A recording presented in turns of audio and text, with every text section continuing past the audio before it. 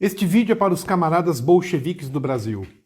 Para as pessoas que ainda não perceberam o que está acontecendo no país, me refiro ao nosso ilustríssimo Supremo Tribunal Federal, doravante intitulado como Kremlin, que há 3 anos decidiu tomar o poder no país e desde então vem destruindo a nação.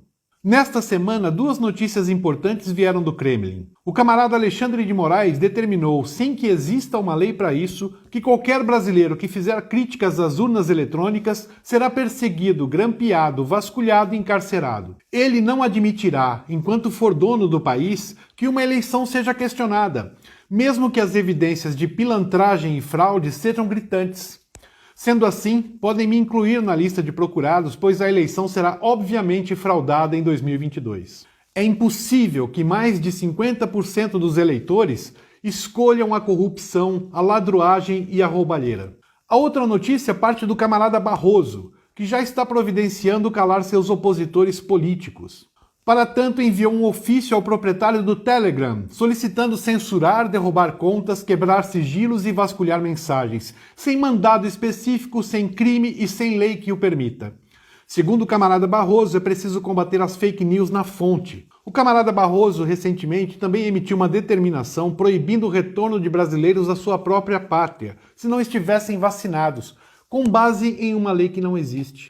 Sejamos honestos, o STF é uma instituição assumidamente comunista e que implantou uma ditadura aos moldes soviéticos modernos, aproveitando que em nossa presidência encontra-se uma pessoa inepta, dominada pela própria fraqueza e incapacidade. Estamos em meio a uma ditadura. A estratégia adotada é bastante simples.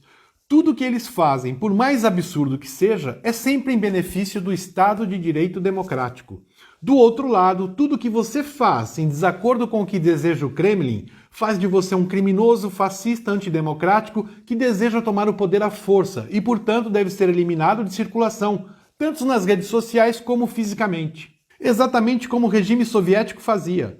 Quando falo fisicamente, não é exagero. As prisões ilegais efetuadas recentemente são fatos que não podem ser ignorados. Os flagrantes crimes de responsabilidade praticados pelos nossos queridos camaradas se acumulam nas notícias pela imprensa e nas gavetas do Senado. Se o Senado aceitar qualquer denúncia contra o Kremlin, senadores pendurados em processo de corrupção terão suas carreiras políticas encerradas atrás das grades. O Senado protege o STF por medo. E o STF controla o Senado com ameaças. Estamos diante de uma organização comunista formada por ministros que atuaram abertamente para que seus presidentes de esquerda chegassem ao poder. Muitos discursaram até em comícios. Estes camaradas tomaram o poder desde que o Bolsonaro foi eleito como o primeiro presidente conservador. O ativismo político do Kremlin saiu dos gabinetes chiques e passou a dar rasteiras, socos e pontapés nas ruas. A chegada da direita ao poder foi a oportunidade que os comunistas esperavam para destruir a democracia, em nome da democracia.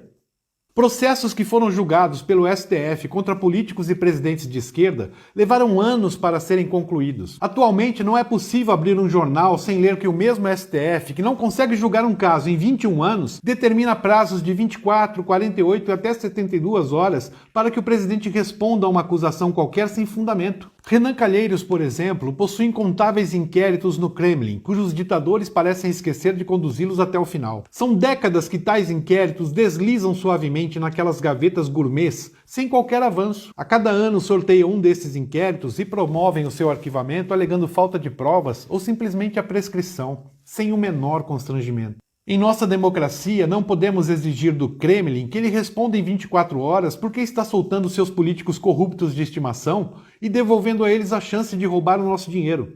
Ou simplesmente perguntar por que protegem Renan Calheiros e tantos outros senadores. O problema é que as cobranças, fundamentais em um Estado de direito democrático, estão proibidas sob ameaça de prisão. Alguém precisa dar um basta nas ameaças que vem fazendo o Kremlin, até porque nada do que estou falando pode ser considerado crime. Nos últimos anos, assistimos calados o desmonte da maior operação contra a corrupção do país. Depois de gastarmos uma fortuna, tempo e alimentar falsas esperanças, todos os ladrões e corruptos foram soltos e perdoados.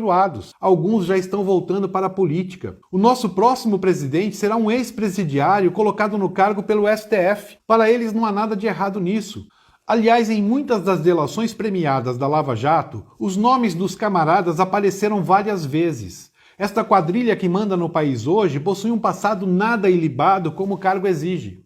O camarada Alexandre de Uai, seu app de vídeos curtos.